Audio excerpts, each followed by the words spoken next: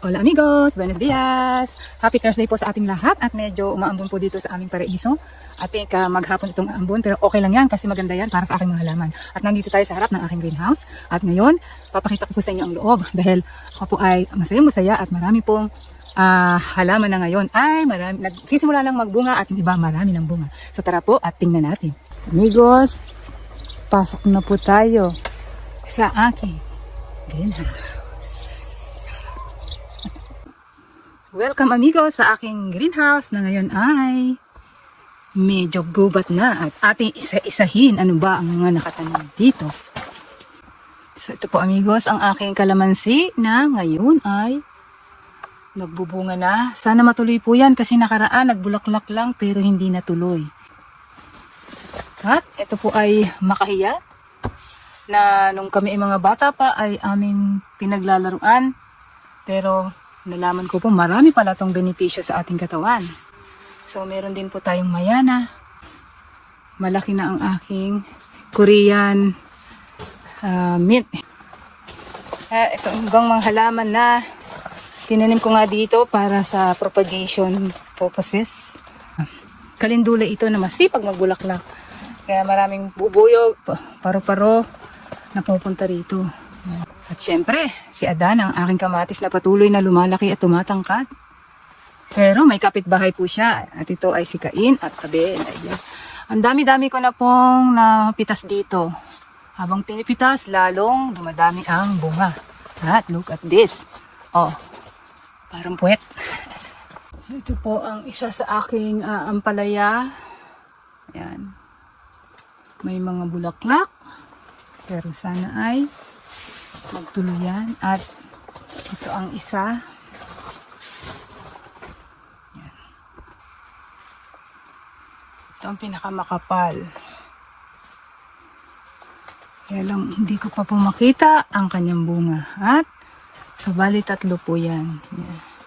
Ito yung pinakamaliit. At tinanim po din namin dito ang tabasco na I think malusog at masaya siya rito. Meron din po akong ginger. Ayan. Mutubo na po siya. Ito patubo na. At yung iba ay malalaki na. At ito po amigos ay kurkuma or turmeric. Meron din po akong saluyot. Maraming beses na po akong na-harvest.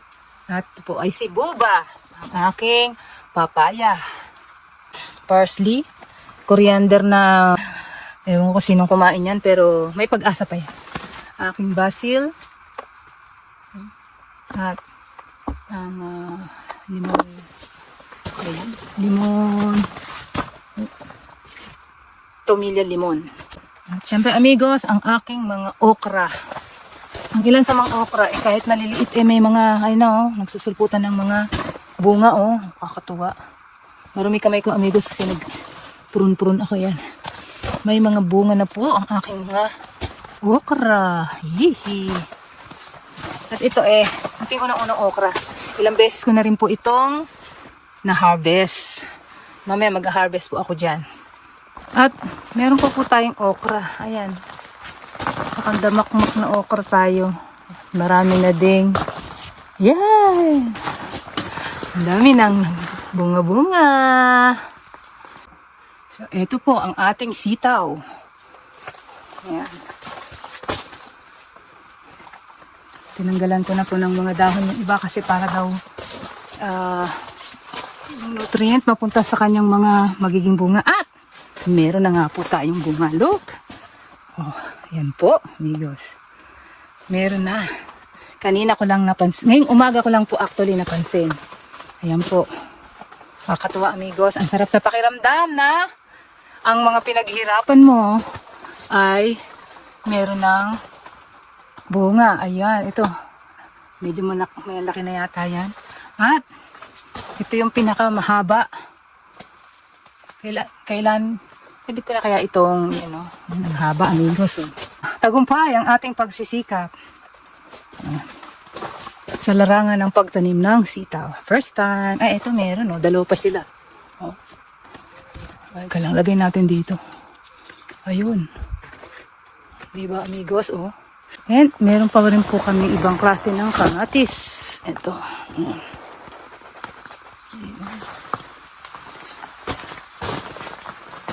At ito iba po yung korte niya, oh. Parang papayang maliit ang korte.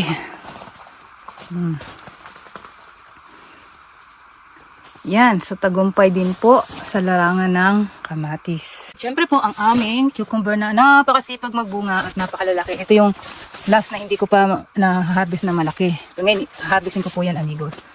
Yan, marami pong sumusulpot na mga bago. Ilang linggo na akong nagdidildil ng cucumber pero masarap po at masustansya yan. Kaya kahit araw-araw kumain. Yan po, oh, maliliit. Okay. Nagpapatubo rin po ako ng mga roses sa traditional na paraan. Pang mga, ayan po papaya po ito. And amigos, ito naman po ang aking maruka or passion fruit. Napakataba ng kanyang mga dahon. Oh, at nagsisimula na siyang gumapang. Bigay lang po yan sa akin ng aking isang kaibigan na Espanyol. Ang aking lemon na hindi ko alam kung masaya siya dito o hindi. Pero at least buhay po siya.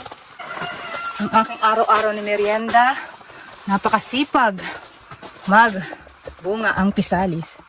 Araw-araw po yan. Kinukuhanan ko ng bunga. So, ang dami po. Oh. Ayun, dami. Ang sarap. Aking pomelo o grapefruit na may bunga na. Tatlo silang magkakasama. Ito po ang aking dragon fruit na nakasurvive ng ilang taon. Nakapag-antay siya sa aking greenhouse. Galing pa yan sa aking brother G. Yan, pinapadami po natin yan. At ang mayana, ito po ay medicinal plants. Yan. Meron din akong aloe vera. So ito po amigos, ang aking pinagmamalaking greenhouse na halos lahat ng mga nakatanim dito ay galing sa mga buto na sumibol, lumaki, inalagaan hanggang sa magkabunga. At araw-araw po ay kailangan namin mag-harvest kasi ang dami pong nagiging hinog na. At wala na kaming problema sa mga gulay. Dito na kami sa hardin namin kumukuha. Kasi hindi lang po itong greenhouse ang meron kami. Meron pa si Don Pedro na sarili niyang taniman na doon napakarami din pong mga gulay at mga iba-iba pa. Hindi po natin kailangan maging professional para magkaroon po tayo ng mga ganitong tanim. Kailangan lang po natin ang pagtataga at sipag. Kung hindi po natin alam kung paano alagaan, kagaya po ngayon, ako first time ko pong nagtanim ng ampalaya ng sitaw. Hindi ko po alam kung paano sila alagaan. So, nag-research lang po ako sa YouTube yun. At hindi, kailangan po natin pag-aralan para hindi po masayang ang ating pagod, hindi ba? At kung sa una amigos ay hindi naging successful ang inyong mga tinanim, ganun po talaga, trial and error. Huwag po kayo mawala ng pag-asa dahil habang tayo ay nagkakamali, natutututin, di ba? So, yung pagkakamali natin, tanong natin bakit hindi naging successful. So, mag-research tayo para sa susunod maging successful. Thank you amigos for watching. At sana maging inspiration po ito para sa inyong lahat. Hasta luego!